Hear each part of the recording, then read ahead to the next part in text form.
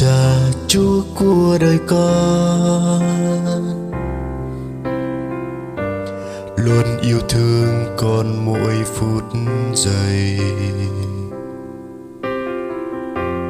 hàng ngày luôn dìu con bước đi bên Cha nhận nguồn ơn phước. Trong tâm con giờ đây biết bao nhiêu điều, con xin Cha đổi mới. Giờ đây con đến trước ngôi thánh Ngài,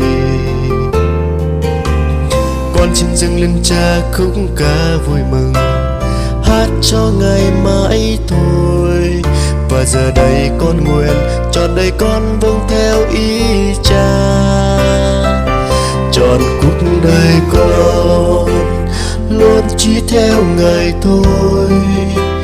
Con sẽ không lo sợ gì dù cuộc đời sóng tố bủa vây. Được bên cạnh Cha tâm linh con thỏa vui, con sẽ mãi giữ vững đức tin vào việc Cha cho đến muôn đời.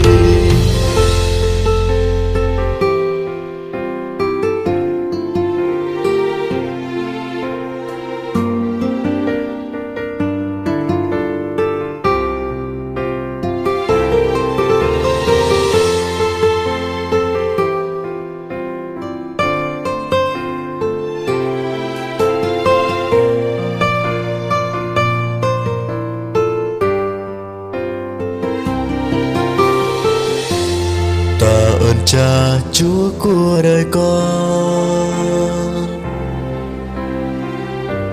luôn yêu thương con mỗi phút giây, hàng ngày luôn dìu con bước đi bên Cha nhận nguồn ơn phước. Trong tâm con giờ đây biết bao nhiêu điều, con xin Cha đổi mới. Giờ đây con đến trước ngôi thánh Ngài,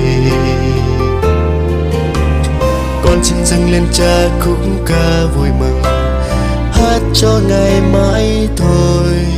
Và giờ đây con nguyện trọn đời con dâng theo ý Cha, trọn cuộc đời con luôn chỉ theo Ngài thôi.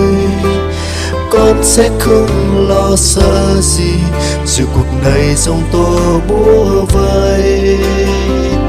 Được bên cạnh Cha tâm linh con thỏa vui, con sẽ mãi giữ vững đức tin vào việc Cha cho đến muôn đời. Con xin dâng lên Cha khúc ca vui mừng, hát cho Ngài mãi thôi. Và giờ đây con nguyện trọn đời con dâng theo ý Chúa, trọn cuộc đời con luôn chỉ theo Ngài thôi.